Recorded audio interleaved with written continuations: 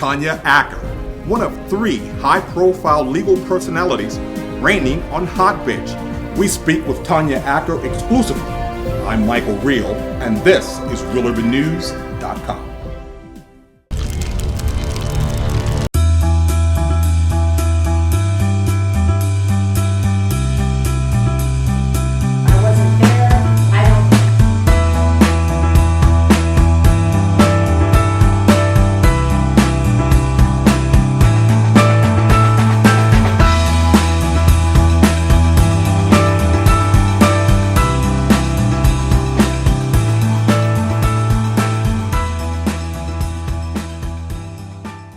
Tanya, Hot Bench is just that, hot. You're serving with 2 distinguished judges, Judge Larry Bakman and Judge Patricia DiMango. You all are heating up the television airwaves. We're having a good time. And you're standing here, and it's your testimony. This is a court where you are testifying under penalty of perjury. Do not let the cameras fool you. Yes, ma'am. I have to tell you, I did not expect when I graduated from law school that I would end up a judge on a Judge Judy created production, arbitrating small claims cases on TV, but I really love it. I'm having a great time. Talk about that responsibility. This is a Judge Judy creation. She has the foremost fingerprint, or imprint, if you will, on court television. For sure. The responsibility is really twofold. One, we have a responsibility to our litigants. I mean, this is television, but it's binding arbitration. All of our cases are real. Our cases are drawn from small claims filings around the country. And when people agree to come to our court, they're agreeing to commit to binding arbitration. There's no appeal from our decisions. We get the pleadings before we come, come to court, so we can have a chance to read it and, kind of figure out if there are some issues that need to be researched or further delved into. So that's a big responsibility. We have a responsibility to the litigants that come on the show. You mentioned Judy. We certainly have, at least in my view, a responsibility to her. I mean, she's given us this opportunity. As you say, she is the foremost name in court television, really in television at this point, period. And so there's certainly some personal responsibility, I feel, right, in terms of making sure that I make the best use of the platform that she allowed me. So there's some responsibility, a good deal of it, but I think that, we're enjoying it. We've really gotten to know each other. I think that it's, we're very comfortable engaging with these litigants. Some of our cases are light and fun. Some of them are a little more serious, but it's real court. We really are trying to, we're really giving people real decisions. We're giving them real justice. How did you get here? I know you went to Howard. Sure did. You went to Yale. There's no HU. There's no why you, it's just HU. So yeah, okay, Yale. How did you get here? How did I get here? Before I was here, I've been practicing. I've done a lot of political and legal commentary on different networks. One day I got a call. It said CBS would like you to come down this afternoon and meet with them. I went down, and it just, things sort of went from there. Like, we tried run-throughs with different combinations of people. They gave us cases to debate with some of the other people who were potentially going to be participating. So one thing just sort of led to another, but yeah, I got a call. It's like that magical Hollywood story. I got a call. They said, come down to the studio, meet the EP. It's much simpler and cleaner to just say, here's what I did, here's what happened, instead of wasting everybody's time coming to court with some nonsense that really just doesn't make sense. How have you been able to carve out such a stellar legal career here in Los Angeles, where there are so many high-profile attorneys and judges and legal types? I think the only way really to answer that is I've been really fortunate to work with really brilliant people. I worked at the Justice Department with some great lawyers. I've worked at big firms doing commercial litigation with great lawyers. I've been trained and mentored by great lawyers. My biggest teacher and my greatest mentor is my first boss out of law school, Judge Dorothy Wright Nelson. She sits on the Ninth Circuit Court of Appeals. It's a federal appellate court, the largest in the country. It covers the western states and Alaska and Hawaii. And that was my first job out of law school. And so what it involved was she gets, like a judge, she's a federal appellate court judge, She'd take a panel with her other two colleagues. We'd get the briefs in advance. We would do research. We'd write our memos. We'd make recommendations. So it really gave me a very early taste of, what the law really means. I mean, on the one hand, like, we're lawyers, so sometimes we don't really get to feel the impact of our decisions unless our clients, are right there with us. As judges, I think you can be even more removed from the process. But when I was working for Judge Nelson, I'm working one-on-one with, there were two more law clerks who were in this judge's chambers, and she was very, it was rigorous. No judge likes to be reversed, and no judge certainly wants to be reversed because their law clerk didn't get a case right.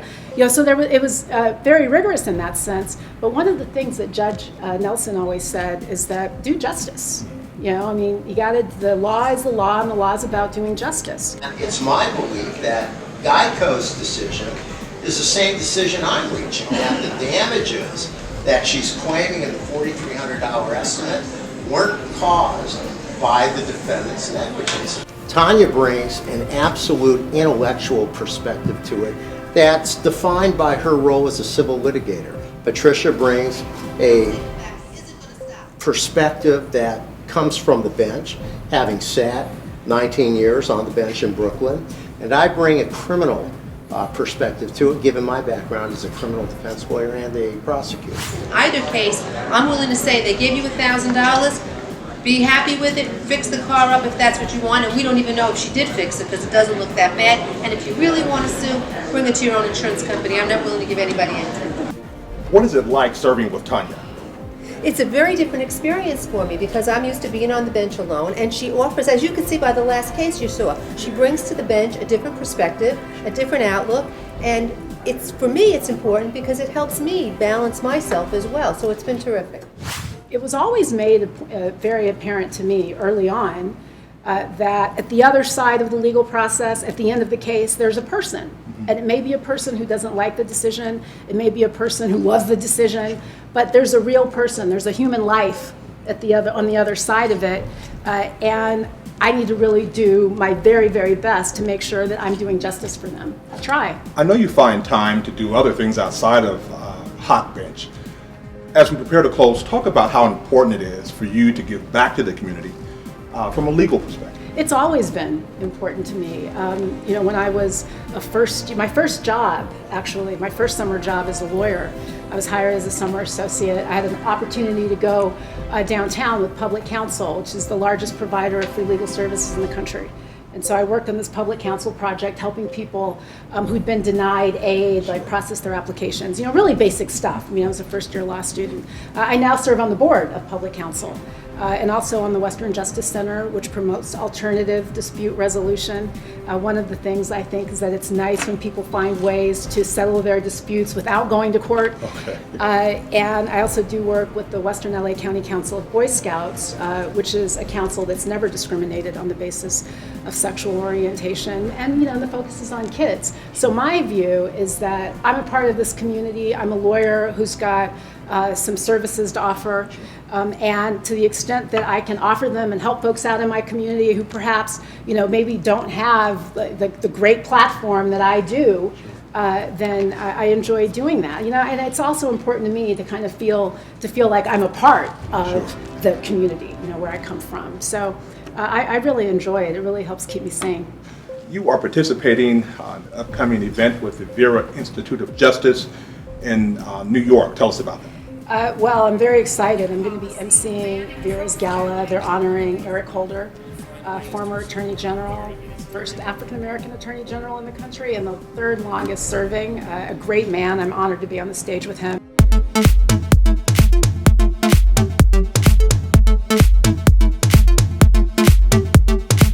What would you say was the best part of being Attorney General and the hardest part or the most challenging part? I think the best part was probably the ability to work with a variety of people, just as you're here tonight with your institute, and trying to craft solutions to problems that have bedeviled our nation for so long, whether it was criminal justice issues, voting rights issues, civil rights issues, more generally. That's the part I miss, being a part of that mix and using the power of the office to make this nation better. The difficult part was trying to deal with the dysfunctional Washington, D.C., where so much is all about the negative and the gotcha attitude that too many people have, without focusing on the real needs of the American people. You have to somehow break through that cynicism, which was oftentimes a very difficult thing to do. And in 2014, he unveiled a new policy banning profiling on the basis of religion, gender, and national origin. And I hope that you all will find ways to support Vera in its very important work. What Vera does is really partner with different government institutions, different government actors, prosecutors, and the like, to really think about ways of reforming the criminal justice system, making sure that it's giving a fair result to everybody. They work with former inmates. They've got a fellowship that they offer to young people who've previously been incarcerated to give them a chance to, work their way back and back into the system and get some experience and opportunity. One thing that's really challenging for people who've been incarcerated is being able to find a job afterwards. One of the reasons why Vera is important to me is that it sort of looks at this problem of mass incarceration in a very systematic way. It's not just about sound bites or the things that people argue about on TV. I mean, they're looking at the numbers. The numbers say something disturbing about the rates at which African Americans and Latinos are incarcerated. Sure.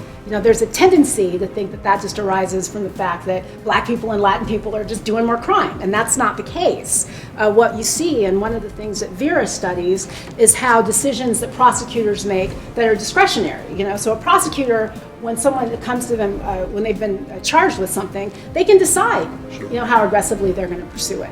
And so Vera's worked with different prosecutorial offices around the country, some of whom have said, look at us, let's see if we can make this better. Because what happened is that a lot of offices were seeing racial disparities where different defendants who've been charged with similar crimes are ending up with these wildly different sentences. Vera partners with governments. It provides opportunities to people who have been or are currently incarcerated to really rethink how it is we're treating the idea of crime and rehabilitation, and are we doing it fairly? So it really is just about ensuring fairness. And that's a passion of yours. That's a passion of mine. Another passion of mine is history. I serve on the board of trustees of the Battleship Iowa, which is harbored here in Los Angeles. Sure. The Battleship Iowa took FDR to the Tehran Conference to meet with Stalin and Winston Churchill. It's where Vice Admiral Samuel Gravely, who's the first African American to command a Navy warship, served as communications officer. So I love going to the ship. We're planning an event, hopefully later on this fall, where we're going to show Antoine Fisher's movie, because he again is a Navy veteran who's got a story that a lot of young folks need to hear.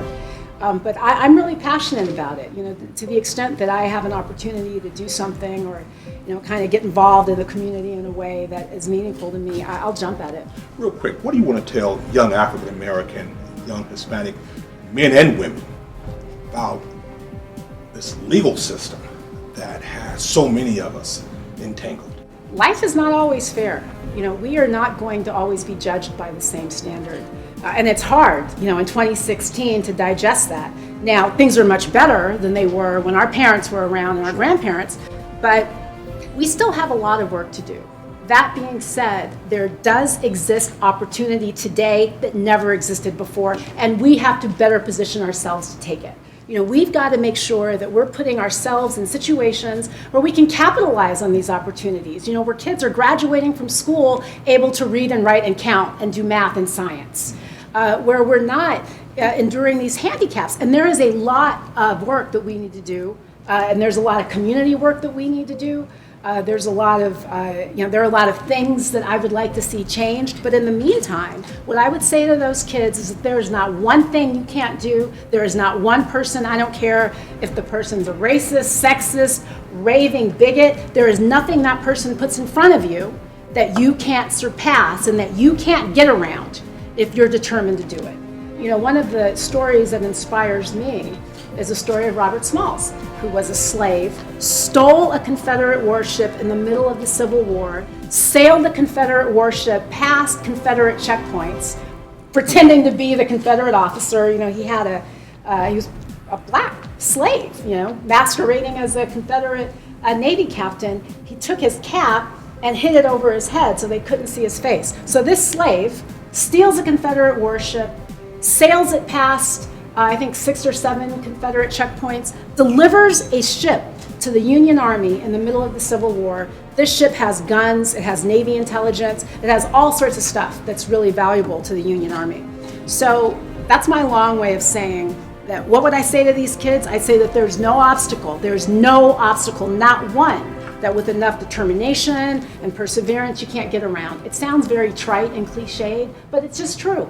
You know, my feeling is if Robert Smalls can steal a slave ship, can steal a battleship in the middle of the Civil War and deliver it to the other side as a slave, if he can do that, then we can figure this stuff out. And we will.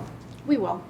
Thank you for being so passionate. Thank you so much for being here. It was great. Intentionally hurt them, or if you hit them because you're shoving them partially because you want her out of the way, please come. He gets taken away because of this earlier work. It's not the 20 Where were you when you were shot? I was in Rogers Park. I was walking from Jules that I used to work at.